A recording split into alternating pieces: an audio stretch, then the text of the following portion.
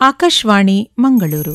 ಬಾನುಲಿ ಶಾಲೆ ಬಾನತರಂಗದ ಶಾಲೆ, ಕಲಿಕೆಯ ಶಾಲೆ ಜ್ಞಾನ ಗಂಗೆಯ ಶಾಲೆ. ಬಾನುಲಿ ಶಾಲೆ ಎಸ್ಎಸ್ಎಲ್ಸಿ ಪರೀಕ್ಷಾ ಸಿದ್ಧತೆ ಕಾರ್ಯಕ್ರಮ. ಇಂದಿನ ವಿಷಯ ವಿಜ್ಞಾನ ಭೌತಶಾಸ್ತ್ರ ಭಾಗ 1. ಭಾಗವಹಿಸುವವರು ಹರೀಶ್ ಆಚಾರ್ಯ, ಜೈನ ಪ್ರೌಢಶಾಲೆ, ಮೂಡುಬಿದ್ರೆ.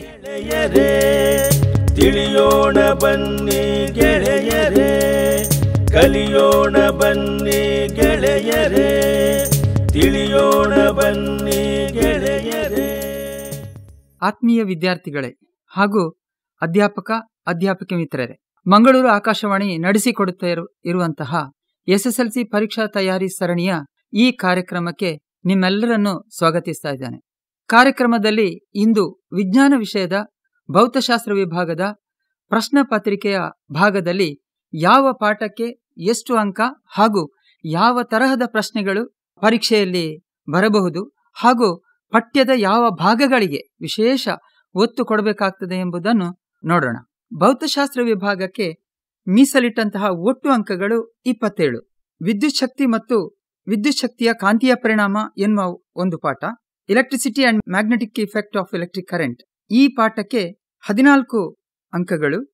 ಹಾಗೂ ಲೈಟ್ ರಿಫ್ಲೆಕ್ಷನ್ ಅಂಡ್ ರಿಫ್ರಾಕ್ಷನ್, ಅಂದ್ರೆ ಕನ್ನಡದಲ್ಲಿ ಬೆಳಕು, ಪ್ರತಿಫಲನ ಮತ್ತು ವಕ್ರೀಭವನ, ಮತ್ತು human I and colourful world, ಮಾನವನ ಕಣ್ಣು ಮತ್ತು ವರ್ಣಮಯ ಜಗತ್ತು, ಈ 2 ಪಾಠಗಳಿಗೆ 13 ಅಂಕಗಳನ್ನು ಮೀಸಲಿರಿಸಿದ್ದಾರೆ. ಈಗ ನಾವು ಪ್ರಶ್ನೆಯ ವಿಧಗಳು ಹಾಗೂ ಅಂಕಗಳನ್ನು ನೋಡೋಣ. 1 ಅಂಕದ ಬಹು ಆಯ್ಕೆ ಪ್ರಶ್ನೆ, MCQ ಅಂತ ನಾವು ಏನ್ ಹೇಳ್ತೇವೆ, ಅದು 2 ಅಥವಾ 3 ನಮ್ಮ ಫಿಸಿಕ್ಸ್ ಪಾರ್ಟ್ ಅಲ್ಲಿ ಬರಬಹುದು. 1 ಅಂಕದ ಅತಿ ಕಿರು ಉತ್ತರ ಪ್ರಶ್ನೆಗಳು 2 ಅಥವಾ 3. ಅದೇ ರೀತಿ 2 ಅಂಕದ ಕಿರು ಉತ್ತರ ಪ್ರಶ್ನೆಗಳು 2 ಅಥವಾ 3 ಪ್ರಶ್ನೆಗಳು ಬರಬಹುದು. ಹಾಗೆ 3 ಅಂಕದ ಕಿರು ದೀರ್ಘ ಉತ್ತರದ ಪ್ರಶ್ನೆಗಳು 3 ಪ್ರಶ್ನೆಗಳು, 4 ಅಂಕದ ದೀರ್ಘ ಉತ್ತರದ ಪ್ರಶ್ನೆಗಳು 1 ಅಥವಾ 2. ಈ ಎಲ್ಲ ಪ್ರಶ್ನೆಗಳ ಸಂಖ್ಯೆಗಳಲ್ಲಿ ಚಿಕ್ಕ ಬದಲಾವಣೆ ಕೂಡ ಸಾಧ್ಯತೆ ಇದೆ. ಇದೇ ರೀತಿ 5 ಅಂಕದ 1 ಪ್ರಶ್ನೆ ಬರಲಿಕ್ಕೆ ಸಾಧ್ಯ ಇದೆ. ಈ 5 ಅಂಕದ ಪ್ರಶ್ನೆ ಫಿಸಿಕ್ಸ್ ಅಲ್ಲಿ 1 ಬರಬಹುದು, ಅಥವಾ ಕೆಮಿಸ್ಟ್ರಿಯಲ್ಲಿ, ಅಥವಾ ಬಯಾಲಜಿ ಪಾರ್ಟ್ ಅಲ್ಲಿ, ಭೌತಶಾಸ್ತ್ರ ಅಥವಾ ರಸಾಯನಶಾಸ್ತ್ರ ಅಥವಾ ಜೀವಶಾಸ್ತ್ರ ವಿಭಾಗದಲ್ಲಿ ಯಾವುದಾದ್ರೂ 1 ಭಾಗದಲ್ಲಿ 1 ಪ್ರಶ್ನೆ ಮಾತ್ರ ಕೇಳಬಹುದು. ಹಾಗೇನೆ ಇಂಟರ್ನಲ್ ಚಾಯ್ಸ್ ಅಂದ್ರೆ ಆಂತರಿಕ ಆಯ್ಕೆ, ನಾವು ಸಾಮಾನ್ಯವಾಗಿ ಆರ್ ಕ್ವಶನ್ಸ್ ಅಂತ ಹೇಳ್ತೇವೆ, ಇದು ಬಂದಿದ್ರೆ ಖಂಡಿತವಾಗಿ ಬರ್ತದೆ.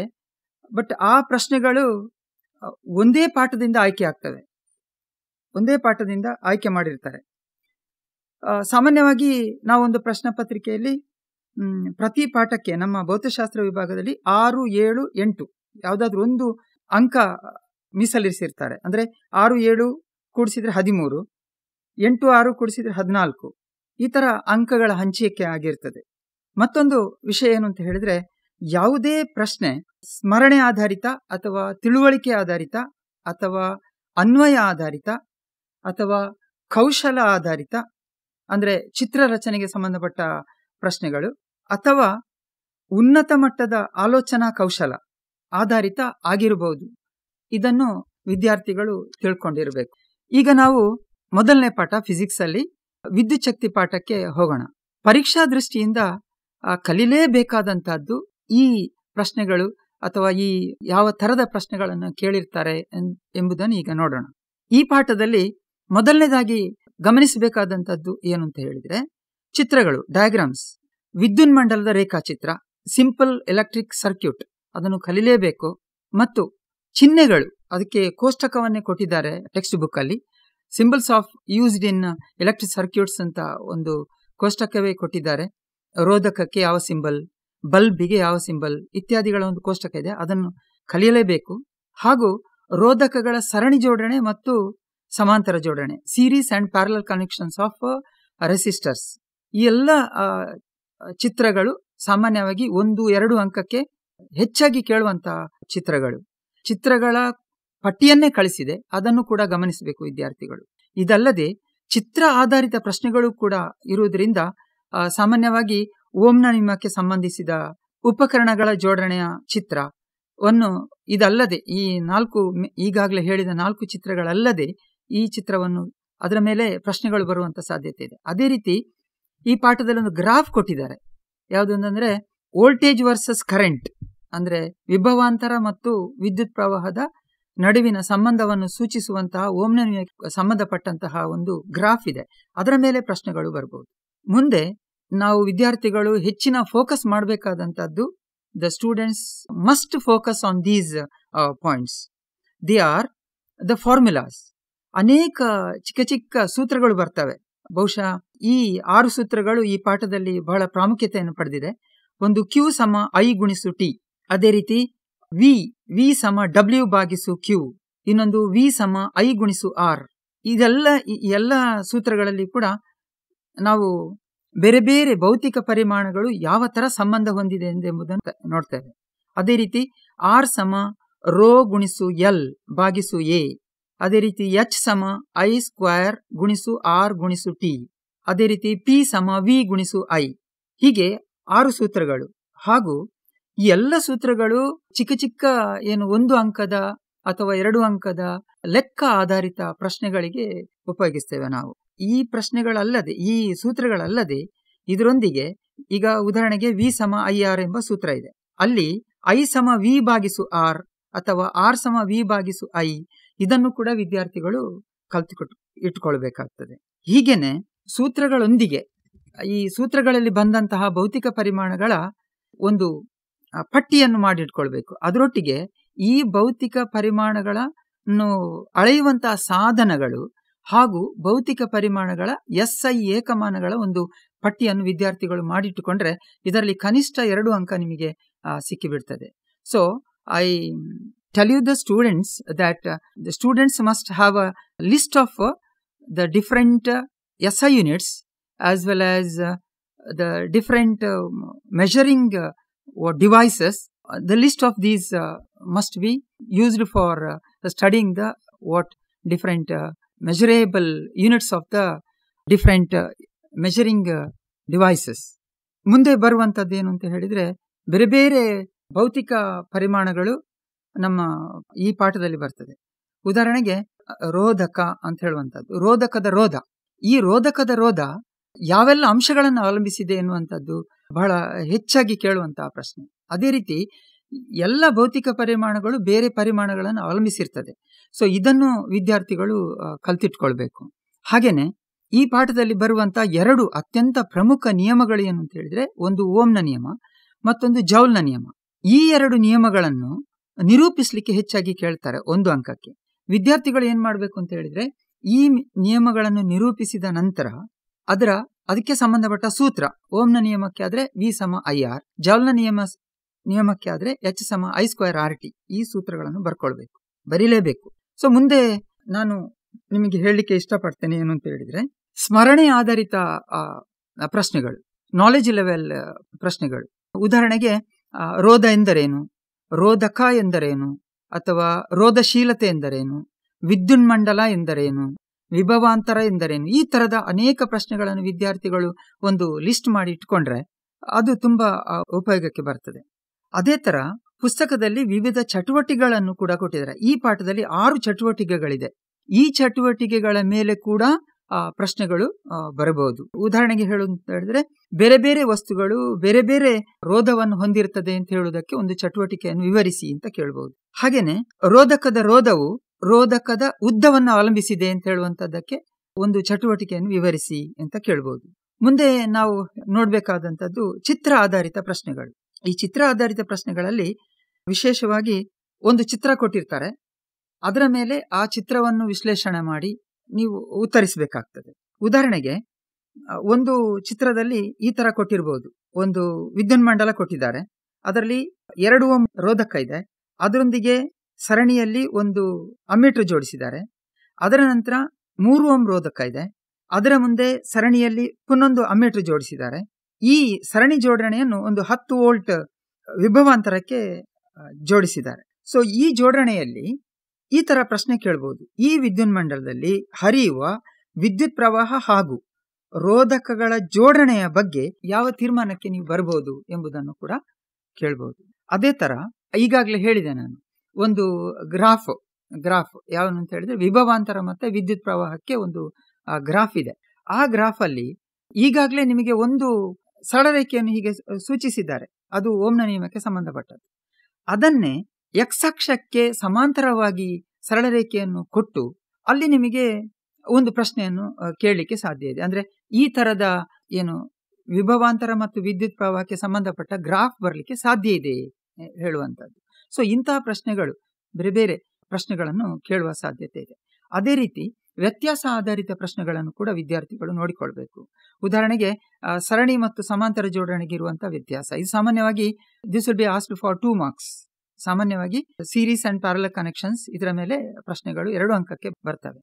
ಅದೇ ರೀತಿ ವಾಹಕ ಮತ್ತು ಮಿಶ್ರಲೋಹ ಮತ್ತು ಅವಾಹಕಗಳು, ಇವುಗಳ ರೋಧಶೀಲತೆಯ ಬಗ್ಗೆ ಏರಿಕೆ ಕ್ರಮ ಅಥವಾ ಇಳಿಕೆ ಕ್ರಮ, ಈ ತರ ಪ್ರಶ್ನೆಗಳನ್ನು ಕೂಡ ಕೊಡ್ಬೋದು. Ascending or descending order of ಯಾವುದು ವಾಹಕಗಳು ಇರ್ಬೋದು, ಅಲಾಯ್ಸ್ ಇರ್ಬೋದು ಅಥವಾ ಇನ್ಸುಲೇಟರ್ಸ್ ಇರ್ಬೋದು, ಇವುಗಳ ರೋಧಶೀಲತೆ ರೆಸಿಸ್ಟಿವಿಟಿಯನ್ನು ಏರಿಕೆ ಅಥವಾ ಇಳಿಕೆ ಕ್ರಮ ಇನ್ಕ್ರೀಸಿಂಗ್ ಆರ್ ಡಿಕ್ರೀಸಿಂಗ್ ಆರ್ಡರ್ ಅಲ್ಲಿ ಬರೆಯುವಂಥದ್ದು ಕೇಳ್ಬೋದು. ಸೊ ಪ್ರಾಮುಖ್ಯವಾದ ಮುಂದಿನ ಪ್ರಶ್ನೆಗಳೇನು ಅಂತ ಹೇಳಿದ್ರೆ ಅನ್ವಯ ಮಾದರಿ ಪ್ರಶ್ನೆಗಳು, ಲೆಕ್ಕಾಚಾರದ ಪ್ರಶ್ನೆಗಳು ಇದರಲ್ಲಿ ಬರ್ತವೆ. ಉದಾಹರಣೆಗೆ ಸೂತ್ರವನ್ನು ಈಗಾಗಲೇ ಹೇಳಿದಂತಹ ಸೂತ್ರಗಳನ್ನು ಬಳಸಿ ಲೆಕ್ಕಾಚಾರ ಮಾಡುವಂಥದ್ದು. ಒಂದು ರೋಧಕಗಳ ಸರಣಿ ಅಥವಾ ಸಮಾಂತರ ಜೋಡಣೆ ಕೊಟ್ಟಿರ್ತಾರೆ, ಅದರಲ್ಲಿ ಒಟ್ಟು ರೋಧ ಕಂಡುಹಿಡಿಯುವುದು, ವಿದ್ಯುತ್ ಪ್ರವಾಹವನ್ನು ಕಂಡುಹಿಡಿಯುವುದು, ಮಂಡಲದಲ್ಲಿರುವಂತಹ ವಿದ್ಯುತ್ ಪ್ರವಾಹವನ್ನು ಕಂಡುಹಿಡಿಯುವುದು, ಇದು ಸಾಮಾನ್ಯವಾಗಿ 2 ಅಥವಾ 3 ಅಂಕಕ್ಕೆ ಬರುವಂತಹ ಪ್ರಶ್ನೆಗಳಾಗಿರ್ತವೆ. ಅದೇ ತರ ಜೌಲ್ನ ನಿಯಮಕ್ಕೆ ಸಂಬಂಧಪಟ್ಟಂತ ಚಿಕ್ಕ ಅನ್ವಯ ಮಾದರಿ ಲೆಕ್ಕಾಚಾರ ಆಧಾರಿತ ಪ್ರಶ್ನೆಗಳನ್ನು ಕೇಳಲಿಕ್ಕೆ ಸಾಧ್ಯ ಇದೆ. ಇದೇ ತರ ಒಂದು ರೋಧಕ ತಂತಿಯ 2ರಷ್ಟು ಅಡ್ಡಕೊಯ್ತವನ್ನು 2ರಷ್ಟು ಹೆಚ್ಚಿಸಿದಾಗ ಅದರ ಮೂಲಕ ಹರಿಯುವ ವಿದ್ಯುತ್ ಪ್ರವಾಹದ ಪ್ರಮಾಣ ಏನಾಗ್ತದೆ ಅಂತ ಹೇಳುವಂತಹ ಒಂದು ವಿಶ್ಲೇಷಣಾತ್ಮಕ ಪ್ರಶ್ನೆ ಕೂಡ ಈ ತರ ಕೇಳಬಹುದು. ಅಂದ್ರೆ 2ರಷ್ಟು ಅಥವಾ ಕಾಲು ಭಾಗ ಆದಷ್ಟು ಅಥವಾ ಅರ್ಧವಾದಷ್ಟು, ಈ ತರ ಏನಾದ್ರೂ ಒಂದು ರಿಲೇಷನ್ ಮಾಡಿ ಕೇಳುವಂತಹ ಪ್ರಶ್ನೆ ಬರಬಹುದು. ಅದೇ ತರ ವಿದ್ಯುತ್ ಬಳಕೆಯ ವಾಣಿಜ್ಯ ಏಕಮಾನದ ಬಗ್ಗೆ, ಅಂದ್ರೆ ಯೂನಿಟ್ ಬಗ್ಗೆ, ಇದು energy consumed in commercial unit of energy consumed, ಅದರ ಮೇಲೆ ಒಂದು ಕಟ್ಟಡದಲ್ಲಿ ಇಷ್ಟಿಷ್ಟು ಅಥವಾ ಒಂದು ಮನೆಯಲ್ಲಿ ಇಷ್ಟು ವ್ಯಾಟಿನ ಇಷ್ಟು ಬಲ್ಬ್ಗಳು, ಇಷ್ಟು ವ್ಯಾಟಿನ ಇಷ್ಟು ಇಸ್ತ್ರಿ ಪೆಟ್ಟಿಗೆಗಳು, ಇಷ್ಟು ಸಮಯದವರೆಗೆ ಕೆಲಸ ಮಾಡಿದ್ರೆ ಆ ಮನೆಗೆ ಬರುವಂತಹ ಬಿಲ್ಲಿನಲ್ಲಿ ವಿದ್ಯುತ್ ವೆಚ್ಚ ಎಷ್ಟಾಗ್ತದೆ ಅಥವಾ ಬಿಲ್ ಅಮೌಂಟ್ ಕೇಳುವಂತಹ ಪ್ರಶ್ನೆಗಳು ಕೂಡ ಸಾಮಾನ್ಯವಾಗಿ ಬರ್ತವೆ. ಸೊ ಹೀಗೆ ಈ ಪಾಠದಲ್ಲಿ ಅನೇಕ ಪ್ರಶ್ನೆಗಳನ್ನು ನಾವು ಪ್ರಮುಖವಾದಂತಹ ಪ್ರಶ್ನೆಗಳನ್ನು ಕೂಡ ನೋಡಬಹುದು. ಅದೇ ತರ ಕಾರಣ ಕೊಡಿ ಪ್ರಶ್ನೆಗಳು, ಉದಾಹರಣೆಗೆ ಒಂದು 40 ವ್ಯಾಟ್ ಬಲ್ಬ್ ಹಾಗೂ 2000 ವ್ಯಾಟಿನ ಒಂದು ಹೀಟರ್, ಇವುಗಳನ್ನು ಸರಣಿಯಲ್ಲಿ ಜೋಡಿಸಲಿಕ್ಕೆ ಸಾಧ್ಯ ಇಲ್ಲ, ಸರಣಿಯಲ್ಲಿ ಜೋಡಿಸಬಾರದು ಯಾಕೆ ಅಂತ ಕೇಳುವಂತ ಪ್ರಶ್ನೆಗಳು. ಮುಂದೆ 5 ಅಂಕದ ಪ್ರಶ್ನೆಗಳು ಕೂಡ ಇದರಲ್ಲಿ ಬರ್ತವೆ. ಸಾಮಾನ್ಯವಾಗಿ 5 ಅಂಕದ ಪ್ರಶ್ನೆಯನ್ನು 2+3 2 ಅಂಕದ ಪ್ರಶ್ನೆ ಮತ್ತು 3 ಅಂಕದ ಪ್ರಶ್ನೆಯಾಗಿ ಸ್ಪ್ಲಿಟ್ ಮಾಡಿರ್ತಾರೆ. ಸೊ ಇಂತಹ ಪ್ರಶ್ನೆಗಳನ್ನು ಕೂಡ ವಿದ್ಯಾರ್ಥಿಗಳು ವಿವರಣಾತ್ಮಕ ಪ್ರಶ್ನೆಗಳಿಗೆ ಉತ್ತರಿಸುವಂತಹ ಒಂದು ಸಾಮರ್ಥ್ಯವನ್ನು ಕೂಡ ಪರೀಕ್ಷೆಯ ಮೊದಲು ಗಳಿಸಿಕೊಳ್ಬೇಕು. ಹೀಗೆ ಈ ಉಳಿದಂತಹ ಪ್ರಶ್ನೆಗಳು ಚಿಕ್ಕ ಚಿಕ್ಕ ಪ್ರಶ್ನೆಗಳು, ಉದಾಹರಣೆಗೆ ತಂತು ದೀಪದಲ್ಲಿ ಟಂಗಿಸ್ಟನ್ ತಂತಿಯನ್ನು ಬಳಸ್ತಾರೆ ಮತ್ತು ಅನೇಕ ಅಭ್ಯಾಸ ಪ್ರಶ್ನೆಗಳು ಕೂಡ ಇದೆ ಇದರಲ್ಲಿ. ಸೊ ಈ ಪ್ರಶ್ನೆಗಳನ್ನು ಕೂಡ ವಿದ್ಯಾರ್ಥಿಗಳು ನೋಡಿಕೊಂಡು ಈ ಪಾಠದಲ್ಲಿ ವಿಶೇಷವಾದ ಸಾಮರ್ಥ್ಯವನ್ನು ಗಳಿಸಬೇಕು ಅಂತ ನಾನು ಕೇಳ್ಕೊಳ್ತಾ ಇದ್ದೇನೆ. ಹಾಗೇನೆ ಮುಂದಿನ ಒಂದು ಪಾಠ ಯಾವುದು ಅಂತ ಹೇಳಿದ್ರೆ ವಿದ್ಯುತ್ ಪ್ರವಾಹದ ಕಾಂತೀಯ ಪರಿಣಾಮ. ಈ ಪಾಠದಲ್ಲಿ ಪ್ರಮುಖವಾದಂತಹ ಚಿತ್ರಗಳು ಯಾವುದು ಅಂತ ಹೇಳಿದ್ರೆ ನೇರವಾಹಕದ ಸುತ್ತ ಕಾಂತೀಯ ಬಲರೇಖೆಗಳು ಅಥವಾ ದಂಡಕಾಂತ ಸೊಲೆನಾಯ್ಡ್ ಸುತ್ತ ಕಾಂತೀಯ ಬಲರೇಖೆಗಳು, ವೃತ್ತಾಕಾರದ ಸುರುಳಿಯ ಸುತ್ತ ಕಾಂತೀಯ ಬಲರೇಖೆಗಳನ್ನು ಚಿತ್ರಿಸುವಂತಹದ್ದು. ಆ ಚಿತ್ರಗಳು ಅತ್ಯಂತ ಪ್ರಮುಖವಾದಂತಹ ಚಿತ್ರಗಳು. ಹಾಗೇನೆ ಈ ಪಾಠದಲ್ಲಿ ಬರುವಂತಹ ನಿಯಮಗಳು 2 ಇದೆ. ಮ್ಯಾಕ್ಸ್ವೆಲ್ನ ಬಲಗೈ ಹೆಬ್ಬೆರಳ ನಿಯಮ, ಹಾಗೆಯೇ ಫ್ಲೆಮಿಂಗನ ಎಡಗೈ ನಿಯಮ. ಇದನ್ನು ಅತ್ಯಂತ ಸಮರ್ಥವಾಗಿ ಮಕ್ಕಳು ಬರೀತಾರೆ ಕೂಡ. ಇದನ್ನು ಸಾಮಾನ್ಯವಾಗಿ ಈ ಪ್ರಶ್ನೆಗಳನ್ನು ನಿರೂಪಿಸಿ ಎಂದು ಕೇಳಬಹುದು, ಅಥವಾ ಪ್ರತಿಯೊಂದು ಬೆರಳು ಏನನ್ನು ಸೂಚಿಸ್ತದೆ ಎನ್ನುವ ಅಂಶವನ್ನು ಕೂಡ ಕೇಳಲಿಕ್ಕೆ ಸಾಧ್ಯ ಇದೆ. ಈ ಪಾಠದಲ್ಲಿ ಬರುವಂತಹ ಮುಂದಿನ ಪ್ರಶ್ನೆ ಏನು ಅಂತ ಹೇಳಿದ್ರೆ ಜ್ಞಾನ ಆಧಾರಿತಂತ ಅಥವಾ ರೀಕಾಲ್ ಟೈಪ್ ಪ್ರಶ್ನೆಗಳು ಏನು ಅಂತ ಹೇಳಿದ್ರೆ ನಾವು ಸಾಮಾನ್ಯವಾಗಿ ಹೇಳ್ತೇವೆ ಎಂದರೇನು ಪ್ರಶ್ನೆಗಳು ಅಂತ ಹೇಳಿ. ಒಂದು ಅಂಕಕ್ಕೆ ಯಥೇಚ್ಛವಾಗಿ ಎಂದರೇನು ಪ್ರಶ್ನೆಗಳು ಇದರಲ್ಲಿದೆ. ಉದಾಹರಣೆಗೆ ಕಾಂತಕ್ಷೇತ್ರ ಎಂದರೇನು, ಅಥವಾ ಕಾಂತೀಯ ಬಲರೇಖೆಗಳು ಲಕ್ಷಣಗಳನ್ನು ತಿಳಿಸುವಂಥದ್ದು, ಅಥವಾ ಸೊಲೆನಾಯ್ಡ್ ಎಂದರೇನು, ವಿದ್ಯುತ್ ಕಾಂತ ಎಂದರೇನು, ಫ್ಯೂಸ್ ಎಂದರೇನು, ಋಸ್ವಮಂಡಲ ಎಂದರೇನು ಇತ್ಯಾದಿ ಅನೇಕ ಪ್ರಶ್ನೆಗಳಿಗೆ ವಿದ್ಯಾರ್ಥಿಗಳು ತಯಾರಿ ಮಾಡಿಟ್ಕೊಳ್ಬೇಕು. ಹಾಗೇನೆ ಈ ಪಾಠದಲ್ಲಿ 7 ಚಟುವಟಿಕೆಗಳಿದೆ. ಈ ಬೇರೆ ಬೇರೆ ಚಟುವಟಿಕೆಗಳಿಗೆ ಆಧಾರಿತ ಪ್ರಶ್ನೆಗಳನ್ನು ಕೇಳಬಹುದು. ಉದಾಹರಣೆಗೆ ವಿದ್ಯುತ್ ಪ್ರವಾಹದ ದಿಕ್ಕು ಬದಲಾದಾಗ ಕಾಂತಕ್ಷೇತ್ರದ ಬಲರೇಖೆಗಳ ದಿಕ್ಕು ಕೂಡ ಬದಲಾಗ್ತದೆ ಎನ್ನುವಂಥದ್ದು. ಹಾಗೆ ನೇರವಾಹಕದ ಸುತ್ತ ಕಾಂತೀಯ ಬಲರೇಖೆಗಳನ್ನು ಅಭ್ಯಾಸ ಮಾಡುವಂತಹ ಮಂಡಲಗಳಲ್ಲಿ ಬಹುಶಃ ರಿಯೋಸ್ಟಾಟ್ ಅನ್ನು ಕೂಡ ಉಪಯೋಗಿಸಿದ್ದಾರೆ. ಈ ರಿಯೋಸ್ಟಾಟ್ನಲ್ಲಿ ವಿದ್ಯುತ್ ರೋಧವನ್ನು ಹೆಚ್ಚು ಮಾಡಿದ ಹಾಗೆ ವಿದ್ಯುತ್ ಪ್ರವಾಹ ವ್ಯತ್ಯಾಸ ಆಗ್ತದೆ. ಅದರಿಂದಾಗಿ ಯಾವ ಬದಲಾವಣೆಗಳನ್ನು ಕಾಂತೀಯ ಬಲರೇಖೆಗಳಲ್ಲಿ ಕಾಣಬಹುದು ಹೇಳುವಂತಹ ಪ್ರಶ್ನೆಗಳನ್ನು ಕೂಡ ಕೇಳಬಹುದು. ಇದರಲ್ಲಿ ಮ್ಯಾಥಮ್ಯಾಟಿಕಲ್ ಕ್ಯಾಲ್ಕುಲೇಷನ್ಸ್ ಅಂದರೆ ಪ್ರಶ್ನೆಗಳು ಬಹಳ ಕಡಿಮೆ. ಬಹುಶಃ ಈ ಪಾಠದಲ್ಲಿ ಬರುವಂಥದ್ದು ಸುರುಳಿಗಳ ಸುತ್ತುಗಳ ಸಂಖ್ಯೆ ಹೆಚ್ಚಾದಾಗ ಕಾಂತಕ್ಷೇತ್ರದ ಪ್ರಬಲತೆ ಅಥವಾ ಕಾಂತಕ್ಷೇತ್ರವು ಏನಾಗ್ತದೆ ಅಂತ ಕೇಳುವಂಥದ್ದು. ಈ ಪ್ರಶ್ನೆಗೆ ಮಕ್ಕಳು ಉತ್ತರವನ್ನು ತಯಾರು ಮಾಡಿ ಇಟ್ಕೊಳ್ಬೇಕು. ಮುಂದೆ ಇದರಲ್ಲಿ ಪ್ರಶ್ನೆಗಳು ಬರಲಿಕ್ಕೆ ಸಾಧ್ಯ ಇರುವಂಥದ್ದು ಏನು ಅಂತ ಹೇಳಿದ್ರೆ, ಒಂದು ದಂಡಕಾಂತಕ್ಕೆ 2 ಧ್ರುವಗಳಿರ್ತದೆ ಅಂತ ನಮಗೆಲ್ಲ ಗೊತ್ತಿದೆ. ಈ 2 ದಂಡಕಾಂತಗಳನ್ನು ಹತ್ತಿರ ತಂದಾಗ ಅದರಲ್ಲಿ ಕಾಂತೀಯ ಬಲರೇಖೆಗಳನ್ನು ಚಿತ್ರವನ್ನು ಕೊಟ್ಟು 2 ದಂಡಕಾಂತದ ಕಾಂತೀಯ ಬಲರೇಖೆಗಳ ಚಿತ್ರವನ್ನು ಕೊಟ್ಟು ಅದು ಯಾವ ಚಿತ್ರ ಸರಿಯಾಗಿದೆ ಎಂಬುದನ್ನು ಕೂಡ ಕೇಳುವಂತಹ ಸಾಧ್ಯತೆ ಇದೆ.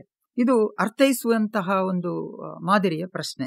ಅದೇ ತರ ಸೊಲೆನಾಯ್ಡ್ನಲ್ಲಿ ಆದ್ರೆ ಅಥವಾ ಯಾವುದೇ ಒಂದು ವಾಹಕ ತಂತಿಯಲ್ಲಿ ವಿದ್ಯುತ್ ಪ್ರವಾಹ ಹೆಚ್ಚಾದಾಗ ಅದರ ಪಕ್ಕ ಇಟ್ಟಂತಹ ದಿಕ್ಸೂಚಿ ಇದೆ, ಅದರ ವಿಚಲನೆ ಕೂಡ ಹೆಚ್ಚಾಗ್ತದೆ. ಇದಕ್ಕೆ ಕಾರಣ ಕೇಳುವಂಥದ್ದು. ಈ ಪ್ರಶ್ನೆಗಳು ಕೂಡ ಬರಬಹುದು. ಇಂಥದ್ದನ್ನು ಹೆಚ್ಚು ವಿದ್ಯಾರ್ಥಿಗಳು ಗಮನ ಹರಿಸಬೇಕು. ಅದೇ ತರ ಋಸ್ವಮಂಡಲ ಹೇಗೆ ಉಂಟಾಗ್ತದೆ ಅಥವಾ ಇದಕ್ಕೆ ಕಾರಣಗಳೇನು, ಮತ್ತು ಲೋಹದ ಮೇಲ್ಮೈ ಹೊಂದಿರುವಂತಹ ವಿದ್ಯುತ್ ಉಪಕರಣಗಳನ್ನು ಭೂ ಸಂಪರ್ಕ ತಂತಿಗೆ ಅಳವಡಿಸಿರ್ತಾರೆ ಯಾಕೆ ಎನ್ನುವಂಥದ್ದನ್ನು ಕೂಡ ವಿದ್ಯಾರ್ಥಿಗಳು ಹೆಚ್ಚು ಗಮನ ಹರಿಸಿ ನೋಡಬೇಕಾಗ್ತದೆ. ಅದೇ ತರ ಇಲ್ಲಿ ಈ ಪಾಠಕ್ಕೆ ಸಂಬಂಧಿಸಿದಂತೆ ವಿವಿಧ ಸಾಧನಗಳ ಪರಿಚಯ ವಿದ್ಯಾರ್ಥಿಗಳೇ ಬೇಕಾಗ್ತದೆ. ಉದಾಹರಣೆಗೆ ಇಲ್ಲಿ ವಿದ್ಯುತ್ ಪ್ರವಹಿಸುವಂತಹ ವಾಹಕ ಮತ್ತು ಕಾಂತಕ್ಷೇತ್ರವನ್ನು ಬಳಸಿ ಕಾರ್ಯಾಚರಿಸುವಂತಹ ವಿವಿಧ ಸಾಧನಗಳು ಯಾವುದು, ಮೋಟಾರ್ ಇರ್ಬೋದು, ಜನರೇಟರ್ ಇರ್ಬೋದು, ಅಥವಾ ಧ್ವನಿವರ್ಧಕಗಳಿರ್ಬೋದು, ಮೈಕ್ರೋಫೋನ್ ಇರ್ಬೋದು, ಅಮ್ಮೀಟರ್, ವೋಲ್ಟ್ ಮೀಟರ್ ಇತ್ಯಾದಿಗಳೆಲ್ಲವೂ ಕೂಡ ಈ 2 ವಸ್ತುಗಳನ್ನು ಬಳಸಿ ಕಾಂತದಿಂದ ಕಾಂತಕ್ಷೇತ್ರ ಹಾಗೂ ವಾಹಕಗಳನ್ನು ಬಳಸಿ ಕಾರ್ಯಾಚರಿಸುವಂತಹ ಸಾಧನಗಳು. ಇದರ ಬಗ್ಗೆ ವಿದ್ಯಾರ್ಥಿಗಳು ತಿಳಿದುಕೊಳ್ಬೇಕು. ಇದರಲ್ಲಿ ಉನ್ನತ ಮಟ್ಟದ ಆಲೋಚನಾ ಕೌಶಲ್ಯಗಳನ್ನು ಕೂಡ ಪ್ರಶ್ನೆಗಳನ್ನು ಕೇಳುವಂತಹ ಸಾಧ್ಯತೆ ಇದೆ. ಸೊ ಕೊನೆಯದಾಗಿ ಇದರಲ್ಲಿ ಗೃಹ ಬಳಕೆಯ ವಿದ್ಯುತ್ ಮಂಡಲಗಳು ಹೇಗಿರ್ತವೆ ಅಂತ ಹೇಳುವಂಥದ್ದು ನಾವು ನೋಡಿಕೊಳ್ಬೇಕು. ಇದರ ಬಗ್ಗೆ ಹೆಚ್ಚಿನ ಗಮನ ಹರಿಸಬೇಕು. ಡೊಮೆಸ್ಟಿಕ್ ಎಲೆಕ್ಟ್ರಿಕ್ ಸರ್ಕ್ಯೂಟ್ ಅಂತ ಹೇಳ್ತೇವೆ. ಇದರಲ್ಲಿ ಯಾವುದೇ ಡೊಮೆಸ್ಟಿಕ್ ಎಲೆಕ್ಟ್ರಿಕ್ ಸರ್ಕ್ಯೂಟ್ ಅಲ್ಲಿ ಲೈವ್ ವೈರ್ ಅಂದ್ರೆ ಸಜೀವ ತಂತಿ, ಮತ್ತು ನ್ಯೂಟ್ರಲ್ ವೈರ್ ತಟಸ್ಥ ತಂತಿ, ಹಾಗೂ ಅರ್ತ್ ವೈರ್ ಅಂದ್ರೆ ಯಾವುದು ಗ್ರೀನ್ ಇನ್ಸುಲೇಷನ್ ಇರುವಂತಹ ಅರ್ಥಿಂಗ್ ವೈರ್, ಇದು ಸುರಕ್ಷತೆಗಾಗಿ ಬಳಸುವಂತದ್ದು. ಮತ್ತು ಇದರಲ್ಲಿ ಸಜೀವ ತಂತಿಯ ಬಣ್ಣ ಅಥವಾ ತಟಸ್ಥ ತಂತಿಯ ಬಣ್ಣ ಅದು ಗೊತ್ತಿರಬೇಕಾಗ್ತದೆ. ಸಜೀವ ತಂತಿ ಸಾಮಾನ್ಯವಾಗಿ ಕೆಂಪು ಬಣ್ಣ ಹೊಂದಿರ್ತದೆ, ತಟಸ್ಥ ತಂತಿ ಕಪ್ಪು ಇನ್ಸುಲೇಷನ್ ಬ್ಲಾಕ್ ಇನ್ಸುಲೇಷನ್ ಹೊಂದಿರ್ತದೆ. ಹಾಗೆ ಅರ್ತ್ ವೈರ್ ಹೇಳ್ತೇವೆ ಅದು ಗ್ರೀನ್ ಇನ್ಸುಲೇಷನ್ ಅನ್ನು ಹೊಂದಿರ್ತದೆ. ಇದು ವಿದ್ಯಾರ್ಥಿಗಳು ಇದರ ಬಗ್ಗೆ ಗಮನ ಹರಿಸಬೇಕು. ಹೆಚ್ಚಾಗಿ ಬಣ್ಣವನ್ನು ಕೂಡ ಕೇಳುವಂತಹ ಸಂದರ್ಭಗಳು ಇರ್ತವೆ.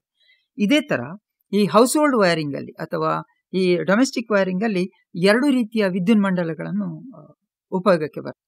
ಒಂದು 15 ಆಂಪಿಯರ್ ವಿದ್ಯುತ್ ಪ್ರವಾಹ ಇರುವಂತಹ ವಿದ್ಯುತ್ ಮಂಡಲ, ಮತ್ತೊಂದು 15 ಆಂಪಿಯರ್ ವಿದ್ಯುತ್ ಪ್ರವಾಹ ಇರುವಂತಹ ವಿದ್ಯುತ್ ಮಂಡಲ. ಇದನ್ನು ಯಾಕೆ ಬಳಸ್ತಾರೆ, 2 ವಿದ್ಯುತ್ ಮಂಡಲಗಳ ಅವಶ್ಯಕತೆ ಏನು, ಅಥವಾ ಈ ತರ ಪ್ರಶ್ನೆಗಳು ಕಾಣಲಿಕ್ಕೆ ಸಾಧ್ಯ ಇದೆ. 5 ಆಂಪಿಯರ್ ನಲ್ಲಿ ಬಳಸುವಂತಹ ವಿದ್ಯುತ್ ಉಪಕರಣಗಳಿದೆ, ಇದನ್ನು 15 ಆಂಪಿಯರ್ ನಲ್ಲಿ ಬಳಸಿದ್ರೆ ಏನಾಗ್ತದೆ ಅಥವಾ ಯಾಕೆ ಬಳಸಬಾರದು, ಇಂತಹದ್ದನ್ನು ವಿದ್ಯಾರ್ಥಿಗಳು ಹೆಚ್ಚು ಗಮನ ಹರಿಸಿ ಇಂತಹ ಪ್ರಶ್ನೆಗಳಿಗೆ ಉತ್ತರಗಳನ್ನು ನೋಡಿಕೊಳ್ಬೇಕು. ಅದೇ ರೀತಿ ಇದರಲ್ಲಿ ಓವರ್ ಲೋಡಿಂಗ್ ಎನ್ನುವಂತಹ ಪ್ರಶ್ನೆಗಳು ಬರ್ತದೆ. ಅದರ ಒಂದು ಪರಿಕಲ್ಪನೆ ಇದೆ. ಇದರ ಬಗ್ಗೆ ವಿದ್ಯಾರ್ಥಿಗಳು ಅದೇ ರೀತಿ ಶಾರ್ಟ್ ಸರ್ಕ್ಯೂಟ್ ಅಂದರೆ ಋಸ್ವಮಂಡಲ ಯಾವಾಗ ಉಂಟಾಗ್ತದೆ, ಯಾವೆಲ್ಲ ಕಾರಣಗಳಿಗೆ ಋಸ್ವಮಂಡಲ ಉಂಟಾಗ್ತದೆ, ಇದನ್ನು ಕೂಡ ವಿದ್ಯಾರ್ಥಿಗಳು ನೋಡಿಕೊಳ್ಬೇಕು. ಇದರ ಬಗ್ಗೆ ಪ್ರಶ್ನೆಗಳನ್ನು ವಿವಿಧ ಸೋರ್ಸಿಂದ ವಿದ್ಯಾರ್ಥಿಗಳು ಪ್ರಶ್ನೆಗಳಿಗೆ ಉತ್ತರಿಸಲಿಕ್ಕೆ ತಯಾರು ಮಾಡಿಕೊಳ್ಬೇಕು. ಹೀಗೆ ಅನೇಕ ಪ್ರಶ್ನೆಗಳು ಇದರಲ್ಲಿ ನಿಮಗೆ ಬರಲಿಕ್ಕೆ ಸಾಧ್ಯ ಇದೆ. ಸೊ ಹೀಗೆ ಇವತ್ತಿನ ಈ 2 ಪಾಠಗಳಲ್ಲಿ ನಾವು ಗಮನಿಸಿದ್ದೇವೆ. ಈ 2 ಪಾಠಗಳಲ್ಲಿ ವಿದ್ಯುತ್ ಪ್ರವಾಹದ ವಿಷಯಗಳ ಮೇಲೆ ಅಂದರೆ ವಿದ್ಯುತ್ ಶಕ್ತಿ ಮತ್ತು ವಿದ್ಯುತ್ ಪ್ರವಾಹದ ಕಾಂತೀಯ ಪರಿಣಾಮ ಇದರ ಮೇಲೆ ಅನೇಕ ಪ್ರಶ್ನೆಗಳನ್ನು ನಾವು ನೋಡಿದ್ದೇವೆ ಮತ್ತು ಇದರ ಬಗ್ಗೆ ವಿದ್ಯಾರ್ಥಿಗಳು ವಿಶೇಷ ಗಮನ ಹರಿಸಿ ತಯಾರು ಮಾಡಿಟ್ಕೊಳ್ಬೇಕು. ಹೀಗೆ ಇದಕ್ಕಾಗಿ ನೀವು ಹಳೆ ಪ್ರಶ್ನಾಪತ್ರಿಕೆಗಳನ್ನು old question papers, it's better to go through old question papers and solve the different problems in it and be ready for the examination.